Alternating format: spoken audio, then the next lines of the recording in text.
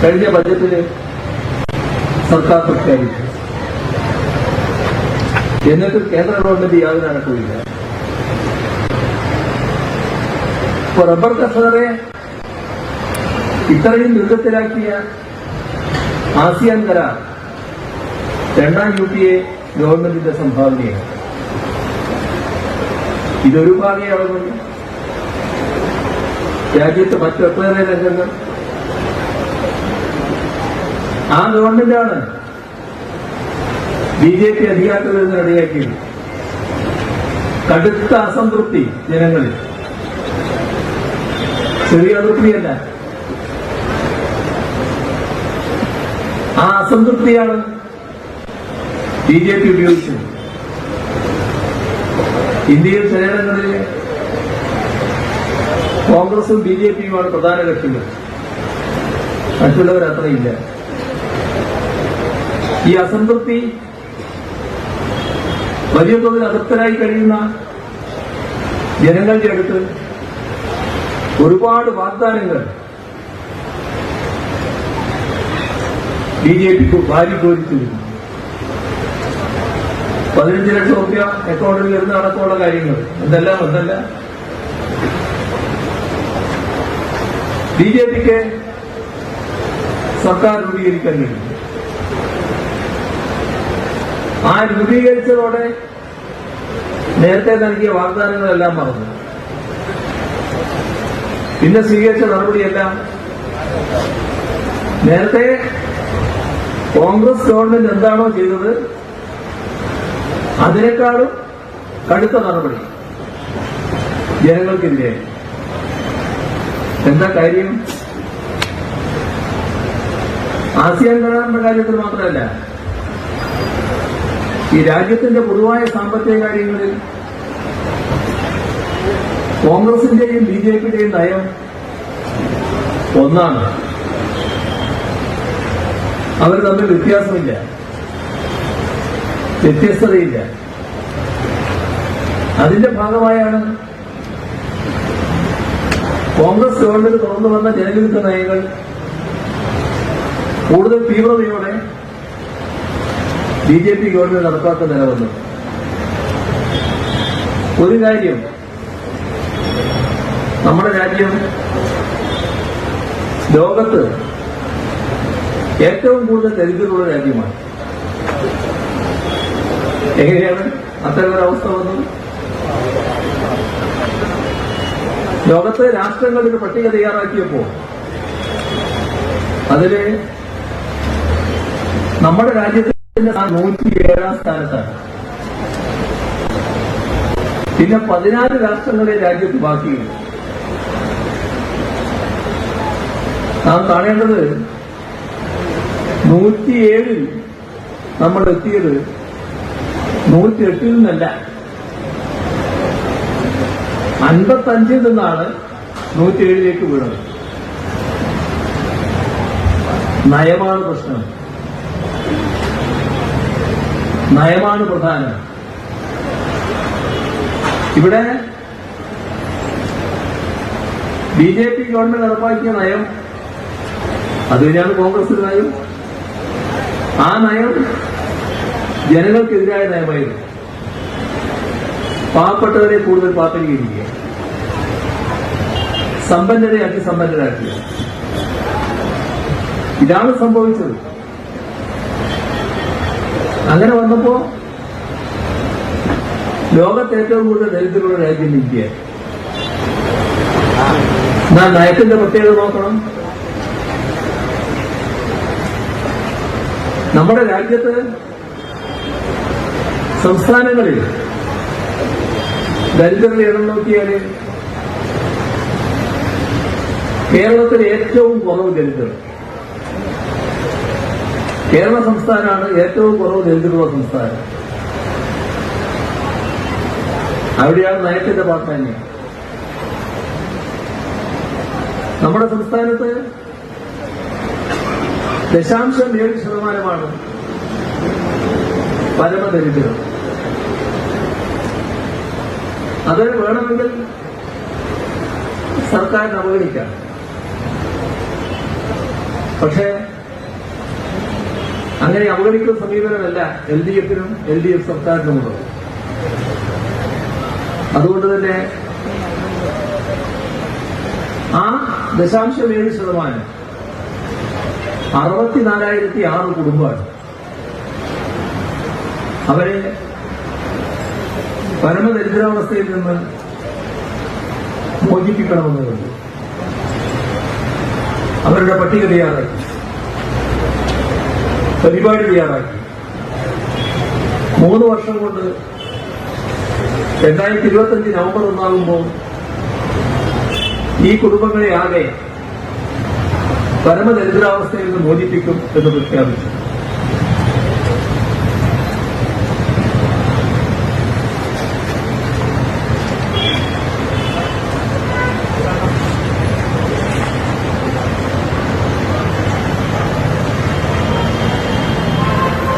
എന്തായി? 1 വർഷം കഴിഞ്ഞു. കഴിഞ്ഞ വർഷം നവംബർ 1 കേരളത്തോട് എത്രത്തോളം കുടുംബങ്ങൾ പരമദരിദ്രാവസ്ഥയിൽ നിന്ന് മോചിതരായി എന്ന കണക്ക് അവതരിപ്പിച്ചു. 40,000-ഓളം കുടുംബം. അത് കാണിക്കുന്നത് എന്താ? അടുത്ത വർഷമാകുമ്പോൾ ഏറെക്കുറെ എല്ലാ കുടുംബവും പരമദരിദ്രാവസ്ഥയിൽ നിന്ന് മോചിതരാകും. ഒരു സംശയമില്ല, 2025 നവംബർ 1 ഒരു കുടുംബവും പരമദരിദ്രാവസ്ഥയിൽ ഇല്ലാത്ത ഒരു സംസ്ഥാനമായി കേരളം മാറും. ഇങ്ങനെ അവകാശപ്പെടാൻ ഇന്ത്യയിൽ മറ്റേതെങ്കിലും സംസ്ഥാനത്തിന് കഴിയുമോ? പോട്ടെ, ഞങ്ങൾ ഇത്തരം ഒരു കാര്യം നടപ്പാക്കുമെന്ന് പറയാൻ എത്ര സംസ്ഥാനങ്ങൾക്ക് ഇന്ത്യയിൽ കഴിയും? അവിടെയാണ് നയത്തിന്റെ പ്രശ്നം. നമുക്ക് കഴിഞ്ഞത് ഈ കേന്ദ്ര ഗവൺമെന്റ് നടപ്പാക്കുന്ന സാമ്പത്തിക നയമല്ല ഇവിടെ നടപ്പാക്കുന്നത്, ബദൽ നയമാണ്. ഇടതുപക്ഷത്തിന്റേതും LDF-ന്റേതും ബദൽ നയമാണ്. അതുകൊണ്ടാണ് ഓരോ രംഗത്തും വലിയ തോതിലുള്ള മാറ്റങ്ങൾ വന്നത്. ഈ കാര്യത്തിൽ BJP ഗവൺമെന്റ് അധികാരത്തിൽ വന്നതിന് ശേഷം നമ്മുടെ നാടിന് നേരെ കടുത്ത അവഗണനയും വിവേചനവുമാണ് കാണിക്കുന്നത്. ഇവിടെ നാം ചിന്തിക്കേണ്ട ഒരു കാര്യം, കഴിഞ്ഞ ലോക്സഭാ തെരഞ്ഞെടുപ്പ് 2019 ആ തെരഞ്ഞെടുപ്പിന് BJP 2ാം ഊഴം തോറുകയും ഇന്ത്യയിലെ മതനിരപേക്ഷ ചിന്താഗതിക്കാരൊക്കെ അതിന്റെ ആപത്ത് തിരിച്ചറിഞ്ഞ് BJPയെ പരാജയപ്പെടുത്താൻ എഴുന്നേറും. ആ തെരഞ്ഞെടുപ്പിന്റെ ഒരു ഘട്ടം കഴിഞ്ഞപ്പോ കോൺഗ്രസുകാർ കേരളത്തിൽ ഒരു പ്രചരണം നടത്തി. അതിലവർ പറഞ്ഞത് ഈ തെരഞ്ഞെടുപ്പിൽ ആർക്കും ഭൂരിപക്ഷം കിട്ടാനിടയില്ല. അതുകൊണ്ട് ഏറ്റവും കൂടുതൽ അംഗബലമുള്ള പാർട്ടി ഏതാണോ ആ പാർട്ടിയാണ് ഗവൺമെന്റ് രൂപീകരിക്കാൻ വിളിക്കുക. നിങ്ങൾ കോൺഗ്രസിന്റെ സ്ഥാനാർത്ഥികളെ ഇത്തവണ ജയിപ്പിക്കുക, അല്ലെങ്കിൽ രാഹുൽ ഗാന്ധിയെ ഗവൺമെന്റ് രൂപീകരിക്കാൻ ക്ഷണിച്ചില്ല എന്ന് വരും. കോൺഗ്രസിന്റെ എണ്ണം കുറഞ്ഞു പോയത്. ഈ പ്രചരണമാണ് കോൺഗ്രസുകാർ നടത്തിയത്. അപ്പോ കേരളത്തിലെ ഒരു വിഭാഗം അത് ശരിയല്ലേ എന്ന് ചിന്തിച്ചു. LDF ആയാലും UDF ആയാലും BJP എതിർക്കുന്നവരാണല്ലോ. പക്ഷെ ഗവൺമെന്റ് രൂപീകരിക്കാനുള്ള അംഗബലം കുറഞ്ഞുപോയാൽ ഏറ്റവും അംഗബലമുള്ള പാർട്ടി എന്ന നിലയിലേക്ക് കോൺഗ്രസ് എത്തിയില്ലെങ്കിൽ ഗവൺമെന്റ് രൂപീകരിക്കാൻ കഴിയാതിരിക്കുകയല്ലോ. അപ്പൊ കോൺഗ്രസ് ഇത്തവണ ജയിച്ചു പോകുന്നതല്ലേ നല്ലത് എന്ന് പലരും ആലോചിക്കും. അങ്ങനെയാണ് നമ്മുടെ കേരളത്തില് ആ തെരഞ്ഞെടുപ്പിൽ പ്രത്യേക രീതിയിലുള്ള ഫലം വന്നു. എന്താ ഫലം? LDF-ന് നല്ല തിരിച്ചടിയായി. വലിയ തോതിൽ കോൺഗ്രസും UDF-ഉം ജയിച്ചു. ഇപ്പോ LDF-ന്റെ കൂടെ ലോക്സഭയിലേക്ക് പോയ 2 പേര്, 20-ൽ 18 പേര് UDF. ആലപ്പുഴ മണ്ഡലത്തിൽ ജനവിഭാഗങ്ങൾക്ക് നേരെയുള്ള ആക്രമണങ്ങൾ ഏറ്റവും ഒടുവിലുണ്ടായതാണ് മണിപ്പൂരിലെ വംശഹത്യയുടെ എടുത്തെത്തിയ സംഭവം. എന്താണ് അതിലെല്ലാം സ്വീകരിച്ച നിലപാട്? അക്രമത്തിനിരയായവർക്കല്ല സംരക്ഷണം, അക്രമികൾക്കാണ്. അവർക്ക് പിന്തുണയാണ് കേന്ദ്ര ഗവൺമെന്റിന്റെ. കാരണം സംഘപരിവാറിന്റെ അജണ്ടയാണ് നടപ്പാക്കുന്നത്. മണിപ്പൂരിലെ ക്രൈസ്തവരാണ് ആക്രമണത്തിന് വിധേയരായതെങ്കിൽ രാജ്യത്തിന്റെ പല ഭാഗങ്ങളിൽ പല ഘട്ടങ്ങളിലായി മുസ്ലിമിന് നേരെ ആക്രമണങ്ങൾ അഴിച്ചുവിട്ടില്ലേ? എന്തുകൊണ്ടാണ് ഇതൊക്കെ? ഇത് യാദൃശ്ചികമായി സംഭവിക്കുന്നില്ല. RSSന്റെ കൃത്യമായ നയമുണ്ട്. രാജ്യത്തിന്റെ ആഭ്യന്തര ശത്രുക്കളായി അവർ കണ്ടിട്ടുള്ളത് ന്യൂനപക്ഷങ്ങളെയാണ്. ആ നയമാണ് നേരത്തെ നാസികൾക്ക് ജൂതരെങ്ങനെയായിരുന്നു അതേ രീതിയിലാണ് ഇവിടെ RSSന് മുസ്ലിം എല്ലാ ന്യൂനപക്ഷങ്ങളെയും ആഭ്യന്തര ശത്രുവിന്റെ പട്ടികയിലാണ് RSS കണക്കാക്കുന്നത്. ഇതിന്റെ ഭാഗമായി ഒരുപാട് സംഭവങ്ങൾ രാജ്യത്തുണ്ടായി. ആ ഘട്ടത്തിലൊക്കെ മൗനം കോൺഗ്രസ്. കാരണം സംഘപരിവാർ മനസ്സ്. ഇപ്പോ രാജ്യത്ത് ഏറ്റവും അധികം ചർച്ച ചെയ്യപ്പെടുന്ന ഒരു കാര്യമാണല്ലോ നമ്മുടെ പൗരത്വ നിയമ ഭേദഗതി. ഞാനതിന്റെ വിശദാംശങ്ങളിലേക്ക് ഇപ്പോൾ പോകുന്നില്ല. ലോകത്തൊരിടത്തും അഭയാർത്ഥികളെ മതാടിസ്ഥാനത്തിൽ വേർതിരിക്കാറുണ്ട്. പൗരത്വം മതാടിസ്ഥാനത്തിലാക്കുക എന്നത് പരിഷ്കൃത ലോകം അംഗീകരിക്കുന്നത്. ഇത് വന്നപ്പോ നമ്മുടെ രാജ്യത്തെ അമേരിക്കയുടെ തന്ത്രപരമായ സഖ്യശക്തിയാക്കി മാറ്റിയ BJP ഗവൺമെന്റിനെ അംഗീകരിക്കാൻ അമേരിക്ക പോലും തയ്യാറായില്ല. ഈ സംഭവത്തെ മുൻനിർത്തി ശക്തമായി അപലപിച്ച കൂട്ടത്തിൽ അമേരിക്കയും ലോകരാഷ്ട്രങ്ങളെല്ലാം ഇന്ത്യയുടെ നടപടി അപലപിച്ചു.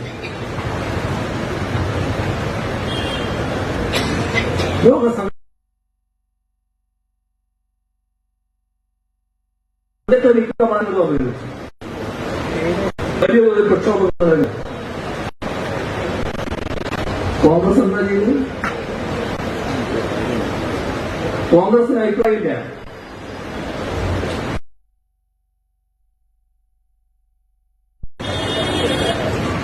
എത്ര പരിഹാസമാണെന്ന് നോക്കണം. രാഹുൽ ഗാന്ധി ഒരു പര്യടന യാത്ര ലോകത്തുള്ള എല്ലാ കാര്യത്തെ പറ്റി അദ്ദേഹം അഭിപ്രായം പറഞ്ഞു. ഇതിനെപ്പറ്റി മാത്രമില്ല. ഇതേവരെ പറഞ്ഞോ? ഇപ്പോ രാഷ്ട്രീയ പാർട്ടികളെല്ലാം പ്രകടന പത്രിക പുറത്തിറങ്ങി. പ്രതിപക്ഷം 2 കമ്മ്യൂണിസ്റ്റ് പാർട്ടികളും പുറത്തിറക്കി ഈ പറഞ്ഞ പൗരത്വ ഭേദഗതി റദ്ദ് ചെയ്യും എന്ന് കൃത്യമായി പറഞ്ഞു. കോൺഗ്രസിന്റെ പ്രകടനപത്രികയിൽ ഒരക്ഷരം അതിനെക്കുറിച്ചില്ല. മാധ്യമപ്രവർത്തകർ ചോദിച്ചു, എന്താ നിങ്ങള് ഇതിനെക്കുറിച്ചൊന്നും പറയാത്തത്? പ്രകടനപത്രിക എല്ലാ കാര്യങ്ങളും അറിയണമെന്നുണ്ടോ എന്നാണ് തിരിച്ചു ചോദിച്ചത്. എന്തേ പറയാൻ പറ്റാത്തത്? ഇതൊരു വിഷയമല്ല എന്ന് കോൺഗ്രസിന് അഭിപ്രായമുണ്ടോ? ആസാം, കോൺഗ്രസിന് അറിയില്ലേ ആസാമിൽ സംഭവിച്ചത്? അവിടെ ദേശീയ പൗരത്വ രജിസ്റ്റർ നടപ്പാക്കിയപ്പോൾ 19 ലക്ഷത്തോളം കുടുംബങ്ങൾ ആളുകളാണ് പൗരത്വ രജിസ്റ്ററിൽ നിന്ന് പുറത്തായത്. ആര്? ഇന്ത്യൻ പൗരര്. ഇന്ത്യൻ പൗരന്മാരായ 19 ലക്ഷത്തോളം പേർക്ക് പൗരത്വം നഷ്ടപ്പെട്ടു. എന്താ കാര്യം? നിങ്ങൾ ജനന സർട്ടിഫിക്കറ്റ് ഹാജരാക്കണം. കേരളം പോലെയല്ല രാജ്യമാകെ ജനന സർട്ടിഫിക്കറ്റ് കയ്യിലില്ലാത്ത കോടാനുകൂടി ആളുകളുണ്ട്. അവരാണ് ജനന സർട്ടിഫിക്കറ്റ് ഹാജരാക്കുന്നത്. ഇവിടുന്ന് ഹാജരാക്കും. കുടുംബ വിവരം, അച്ഛന്റെ പേര്, വയസ്സ്, ജന്മസ്ഥലം എല്ലാം വേണം. ജന്മ തീയതി, അച്ഛന്റെതും വേണം. നമ്മൾ കേരളത്തിലെ നല്ല വിദ്യാസമ്പന്നരാണല്ലോ. കേരളത്തിൽ എല്ലാവർക്കും ഈ വിവരം കൊടുക്കാൻ കഴിയും. അപ്പൊ എത്ര പേരാ പൗരത്വത്തിൽ പുറത്തായ കൂട്ടത്തിൽ ഒരാളുടെ അനുഭവം മാധ്യമങ്ങൾ റിപ്പോർട്ട് ചെയ്തു. നമ്മുടെ രാജ്യത്തിന് വേണ്ടി ജീവൻ കൊടുക്കാൻ സന്നദ്ധനായി പോരാടിയ, കാർഗിലിൽ പോയി പോരാടിയ ധീരസേനാനി, അദ്ദേഹത്തിന്റെ വീരത്വം അംഗീകരിച്ച് ഇന്ത്യ ഗവൺമെന്റ് പുരസ്കാരം നൽകുന്നു. നാട്ടിലെത്തി, പൗരത്വം പോയി. നമ്മുടെ രാജ്യത്തിന്റെ ധീരസേനാനിയുടെ അടക്കം പൗരത്വം നഷ്ടപ്പെടുകയാണ്. പാവപ്പെട്ട ഒരുപാട് ആളുകളുടെ പൗരത്വമാണ് നഷ്ടപ്പെടുക. വെറും മുസ്ലിമിൻ്റെത് മാത്രമല്ല. മുസ്ലിമിനോട് പ്രത്യേക വിരോധമുള്ളതുകൊണ്ട് അത് പ്രത്യേകമായിട്ട് വരും. പക്ഷേ മുസ്ലിം മാത്രമല്ല, എല്ലാവരുടെയും പൗരത്വം നഷ്ടപ്പെടുക. ഇതിനെക്കുറിച്ചാണ് അഭിപ്രായം കോൺഗ്രസിനില്ലാത്തത്. അവര് സംഘപരിവാർ മനസ്സിന് അടിപ്പെട്ടു നിൽക്കുന്നു. നമ്മുടെ രാജ്യത്ത് NIA നിയമം ഭേദഗതി ചെയ്തു. NIAക്ക് കൂടുതൽ അധികാരം കൊടുക്കാനാണ് ആ നിയമം. അത് വന്നപ്പോ കോൺഗ്രസ് അതിൽ എതിർക്കാണ്ടില്ല. ആകെ ലോക്സഭയിൽ നിൽക്കുന്ന 6 പേര്. ആ 6 ഒരാള് ആലപ്പുഴയിലെ ആര്യ. ഇതാണ് നാം കാണേണ്ടത്. EAPA നിയമം ഒരു കരിനിയമമാണ്. അത് കൂടുതൽ കരിനിയമമാക്കാൻ ഭേദഗതി കൊണ്ടുപോകും. കോൺഗ്രസ് BJPയോടൊപ്പം നിന്നത്. ആരെയാണ് ലക്ഷ്യമിടുന്നതൊക്കെ വ്യക്തമല്ലേ?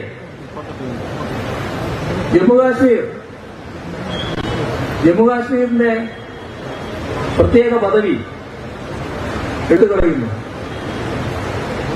ജമ്മുകാശ്മീരിന്റെ പ്രത്യേക പദവി എടുത്തുകളയണമെന്ന ആവശ്യം RSSന്റേതായിരുന്നു. തുടർച്ചയായി അവരെ ആവശ്യം ഉന്നയിച്ചു വരുന്നതാണ്. ഒരു ദിവസം ആഭ്യന്തരമന്ത്രി എഴുന്നേറ്റ് നിന്ന് ഒരു കടലാസ് വായിക്കുകയാണ്. അതോടെ ഭരണഘടനയുടെ 370 റദ്ദാവുന്നു. ജമ്മുകാശ്മീരിന്റെ സംസ്ഥാന പദവിയും ഇല്ലാതാകും. ഇതിനൊക്കെ നിയതമായ നടപടിക്രമങ്ങളുണ്ട്. അതൊക്കെ പാലിച്ചുകൊണ്ട് മാത്രമേ ചെയ്യാൻ പറ്റൂ. ഞങ്ങൾക്കിതൊന്നും ബാധകമല്ല. ഇത് RSSന്റെ അജണ്ടയാണ്. അതൊക്കെ നടപ്പാക്കും. ഇതാണ് കേന്ദ്ര ഗവൺമെന്റിന്റെ സമീപനം. ഉയർന്നോ കോൺഗ്രസിന്റെ ശബ്ദം? സാങ്കേതികമായ എതിർപ്പെന്നൊക്കെ പറയാം. പക്ഷേ പാർലമെന്റിൽ ഉയരേണ്ട രീതിയിൽ ശബ്ദം ഉയർന്നില്ല.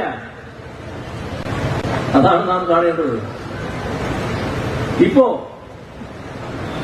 തെരഞ്ഞെടുപ്പ് പ്രകടന പത്രിക വന്നു. ആ പ്രകടന പത്രികയിൽ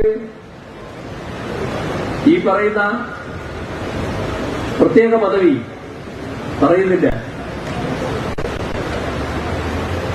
RSSന്റെ അജണ്ടയാണ് പ്രത്യേക പദവി വിട്ടുകളയാൻ. അതിനോട് യോജിപ്പ് കോൺഗ്രസ് നടത്തുന്നു. ഈ കാര്യം പാർലമെന്റിൽ ആഭ്യന്തരമന്ത്രി എല്ലാ നടപടികളും കീഴ്വഴക്കങ്ങളും ലംഘിച്ചുകൊണ്ട് തീരുമാനമെടുപ്പിക്കാൻ നിലവന്നപ്പോ ഒരു പക്ഷം കോൺഗ്രസുകാര് അതിനെ അഭിനന്ദിച്ചു രഹസ്യമായി. കാരണം അവരൊക്കെ സംഘപരിവാർ മനസ്സുകാരാണ്. ഒരാൾക്ക് ആവേശം അടക്കാൻ പറ്റിയില്ല.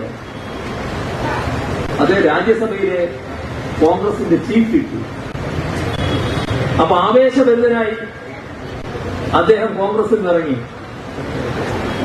ഇത്തരമൊരു നിലപാടെടുത്ത BJP തന്നെ ഇനി എന്റെ പാർട്ടി എന്ന് പറഞ്ഞ് BJP പോയി. BJP അദ്ദേഹത്തെ രാജ്യസഭാംഗമാക്കി വീണ്ടും വെച്ചു.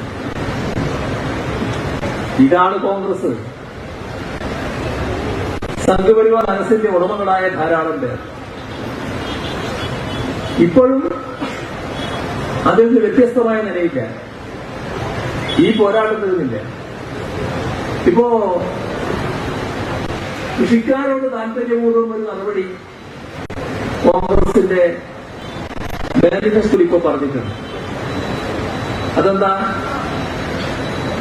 സ്വാമിനാഥൻ കമ്മീഷൻ റിപ്പോർട്ട് നടപ്പാക്കും, താങ്ങുവില ഏർപ്പെടുത്തും. നല്ലത്, ഇപ്പൊ പറഞ്ഞത് നല്ലത്. പക്ഷെ ഇതിനൊരു ചരിത്രമുണ്ടല്ലോ. ആ ചരിത്രം നാട്ടുകാർക്ക് അറിയാലോ. ഈ കമ്മീഷൻ നേരത്തെ വന്നത് ഒന്നാം UPA ഗവൺമെന്റ് കാലത്താണ്. ഇടതുപക്ഷം പിന്താങ്ങിയ സർക്കാരാണ് ആ കമ്മീഷനെ വെക്കുന്നത്. അത് കൃഷിക്കാരുടെ പ്രശ്നത്തിൽ ഒരു പരിശോധന ആവശ്യമാണ് എന്തുകൊണ്ട് വെച്ച കമ്മീഷനാണ്. ആ കമ്മീഷൻ 2-3 വർഷം കൊണ്ട് ആ റിപ്പോർട്ട് തയ്യാറാക്കി. ആ റിപ്പോർട്ട് UPA ഗവൺമെന്റ് കയ്യിൽ കിട്ടി. അവരത് പരിശോധിക്കുന്നത് 2ാം UPA ഗവൺമെന്റ് കാലത്താണ്. 2ാം UPA ഗവൺമെന്റ് എന്ത് ചെയ്തു?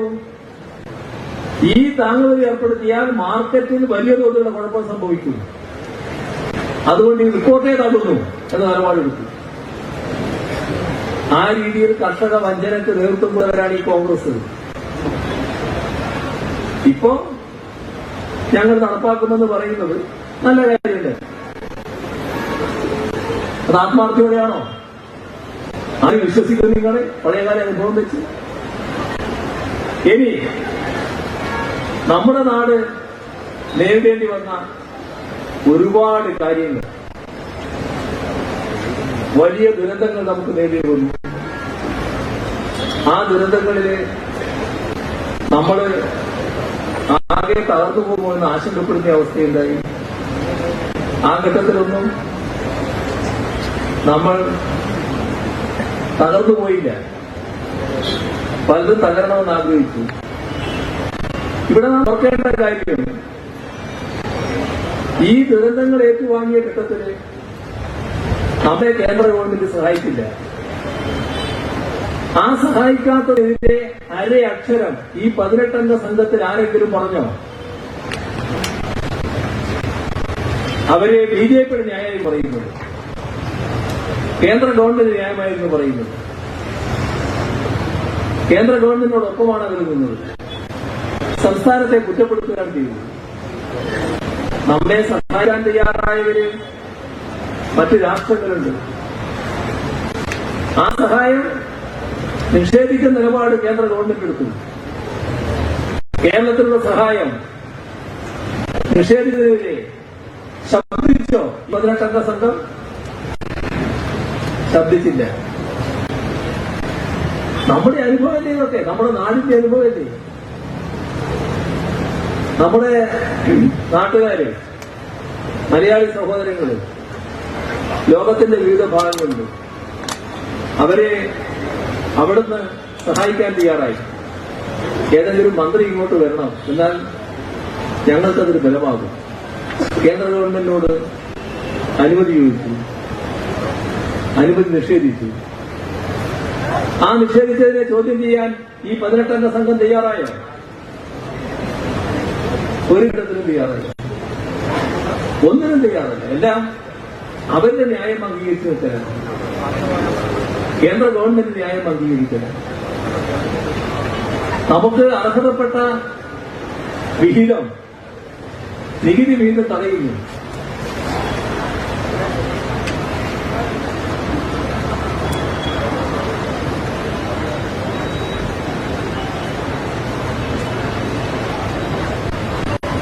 ആ നികുതി വിഹിതം തടഞ്ഞപ്പോ ആ കാര്യത്തില്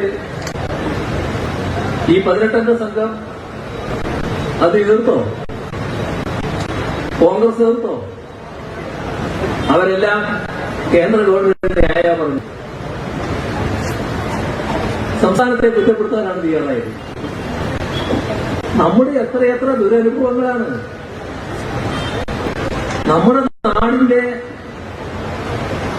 ആവശ്യങ്ങൾ നിറവേറ്റാൻ നമുക്ക് കടമെടുക്കേണ്ടി വരും. ആ കടമെടുക്കൽ സംസ്ഥാനത്തിന്റെ അധികാരത്തിൽപ്പെട്ടതാണ്. ഭരണഘടനയുടെ വകുപ്പ് നൽകുകയാണ്. നിയമസഭ അതിന്റെ ഭാഗമായിട്ട് നിയമവും പാസ്സാക്കിയിട്ടുണ്ട്. ഭരണഘടനാ വിരുദ്ധമായി ഇന്ത്യ ഗവൺമെന്റ് ഇടപെടുന്നു, തടയുന്നു, എടുക്കാവുന്ന കടത്തിന് പരിധി ഏർപ്പെടുന്നു. എവിടെയാണ് 18-അംഗ സംഘം ഉണ്ടായത്? ഇവിടുത്തെ കോൺഗ്രസ് ഉണ്ടായത്? ആ നടപടിയെ ചോദ്യം ചെയ്തോ? ഒരു ഘട്ടത്തിലുമില്ല. ഒരനുഭവം നിങ്ങളുമായി പങ്കുവെക്കാം. ഈ നടപടികൾ ഇങ്ങനെ തുറന്നു വരുന്നു. അപ്പോ പാർലമെന്റ് സമ്മേളനത്തിന് മുൻപ് സാധാരണ നമ്മുടെ പാർലമെന്റ് മെമ്പർമാരുടെ യോഗം സംസ്ഥാന സർക്കാർ വിളിച്ചു. ആ ഒരു യോഗത്തില് അവരോട് പറഞ്ഞു, ഇതൊക്കെയാണ് കണക്ക്. ഇന്ത്യ ഗവൺമെന്റ് നമ്മളോട് വിവേചനവും അവഗണനയും കാണിക്കുക. നിങ്ങൾ എല്ലാവരും കൂടി സംയുക്തമായി കേന്ദ്ര ധനമന്ത്രിയെ കാണണം, ഇക്കാര്യത്തിൽ നിവേദനം കൊടുക്കണം. എല്ലാവരും ഒരേ സ്ഥലത്തിൽ പറഞ്ഞു, കാണാം, ഞങ്ങൾ ഒന്നിച്ചു പോകാം, നിവേദനം കൊടുക്കാം. നിവേദനം തയ്യാറാക്കിയപ്പോ ഒപ്പിടാൻ തയ്യാറാണ്. അതൊരു ഘട്ടം. പിന്നെ ഈ തുടരാണല്ലോ രണ്ടാമതൊരു ഘട്ടം.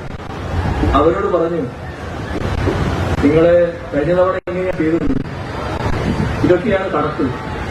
നിങ്ങൾ സംയുക്തമായി പോകണം, ധനമന്ത്രിയെ കാണണം. അപ്പോൾ എല്ലാവരും സമ്മതിക്കും. എല്ലാവരും സമ്മതിച്ചു. ഞങ്ങള് റെഡി, ഞങ്ങള് പോകും, കാണും. നിവേദനം തയ്യാറാക്കി അവരുടെ ഒപ്പിടാൻ ചെന്നപ്പോ എന്താ പറഞ്ഞതെന്നറിയാം? ഞങ്ങൾ ഒപ്പിടാം, പക്ഷെ ഒരു വാചകം ഇതിന് വേണം. കേരള ഗവൺമെന്റിന്റെ കൃതികാര്യസ്ഥതയാണ് ഇതിനെല്ലാം ഇടയാക്കിയത് എന്ന വാചകം വേണം. എങ്ങനെയുണ്ട്? നമ്മൾ കേന്ദ്ര ഗവൺമെന്റിന്റെ വിവേചനത്തിനെതിരെ അവരെതിരെ ഉള്ള നിവേദനമാണ് കൊടുക്കുന്നത്.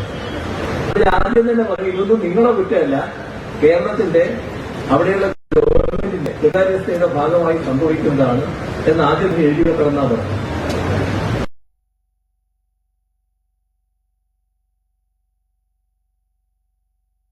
ഒരു ഗതിയുമില്ലാതെ വന്നപ്പോഴാണ് സുപ്രീം കോടതിയെ ശരണം പ്രാപിക്കാൻ തീരുമാനിച്ചത്. സുപ്രീം കോടതി പറഞ്ഞു, നിങ്ങൾ രണ്ട് ഗവൺമെന്റ് അല്ലേ, നിങ്ങൾ തമ്മിൽ ചർച്ച ചെയ്യും. നമ്മളപ്പോഴേ സമ്മതിച്ചു. ധനമന്ത്രി ബജറ്റ് യോഗതയിൽ, ബജറ്റ് സമ്മേളനം മറുപടി പറയേണ്ട ദിവസമാണ്. എങ്കിൽ ഈ ചർച്ചയുടെ പ്രാധാന്യം വിചാരിച്ച് അദ്ദേഹം അങ്ങോട്ട് പോയി. ഒരു കാര്യമില്ല. അവിടെ എത്തിയപ്പോ ഞങ്ങളൊന്നും അംഗീകരിക്കില്ല എന്നുള്ള നിലപാടാണ്. നിങ്ങൾ കേസ് കൊടുത്തിരിക്കുന്നു, കേസ് പിൻവലിച്ചാൽ ഞങ്ങൾ അംഗീകരിക്കും. എല്ലാം കോടതിയുടെ മുന്നിൽ പറഞ്ഞു.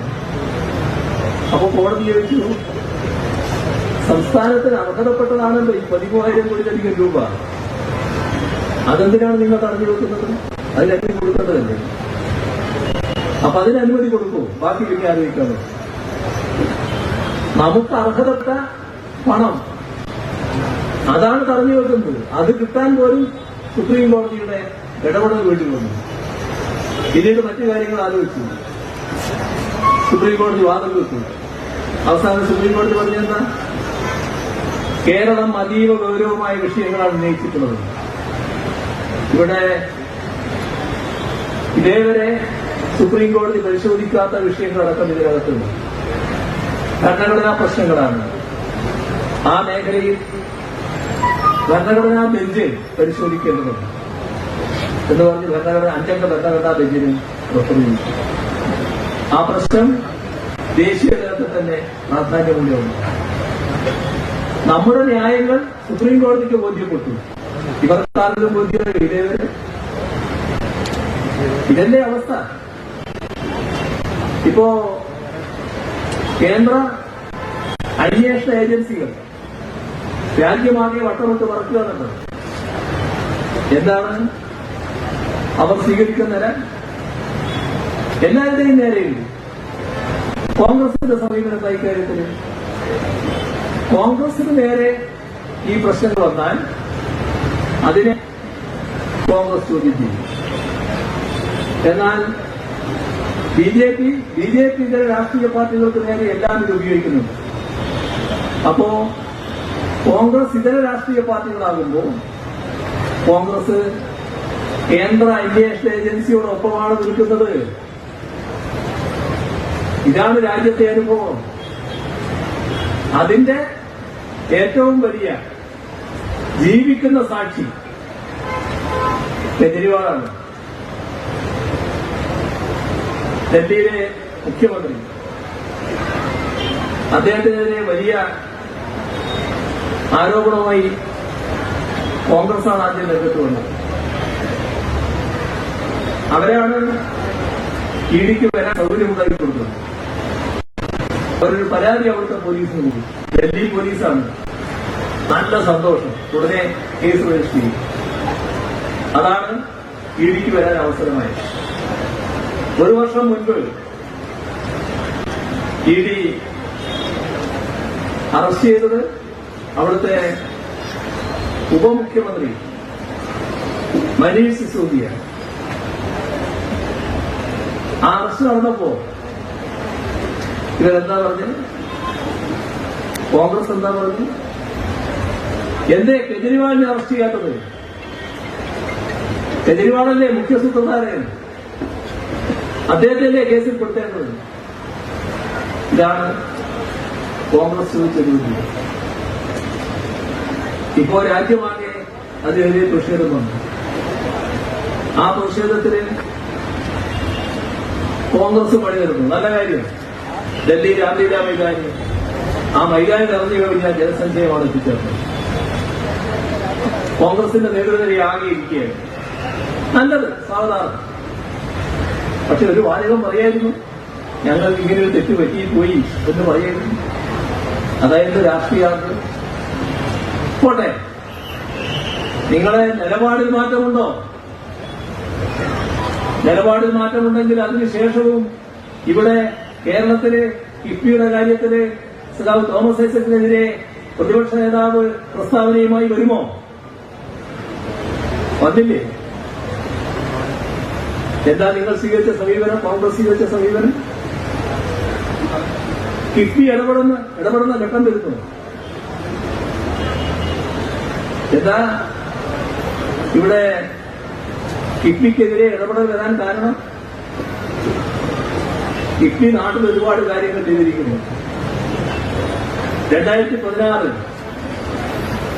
നമ്മുടെ സംസ്ഥാനത്ത് LDF ഗവൺമെന്റ് അധികാരത്തിൽ വരുമ്പോൾ നാടിന്റെ മുന്നിൽ ഒരുപാട് ആവശ്യങ്ങളാണ്.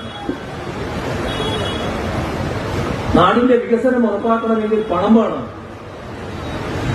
നമ്മുടെ ഖജനാവ് അത്ര സമ്പന്നമല്ല. ബജറ്റിലൂടെ എല്ലാറ്റിനും പണം കണ്ടെത്താനാവില്ല. അതിനാണ് കിഫ്ബിയെ പുനരുദ്ധരിപ്പിച്ചത്. ഇതെന്റെ വസ്തുത. അന്ന് ധനമന്ത്രി എന്ന നിലക്ക് സഖാവ് തോമസ് ഐസക് പറഞ്ഞു 50,000 കോടി രൂപയുടെ പദ്ധതിയാണ് ഈ കാലയളവ് ഏറ്റെടുക്കുക. 2021 ആ ഗവൺമെന്റ് കാലാവധി തീരുമ്പോൾ 50 അല്ല 62,000 കോടിയുടെ പദ്ധതിയാണ് ഏറ്റെടുത്തത്.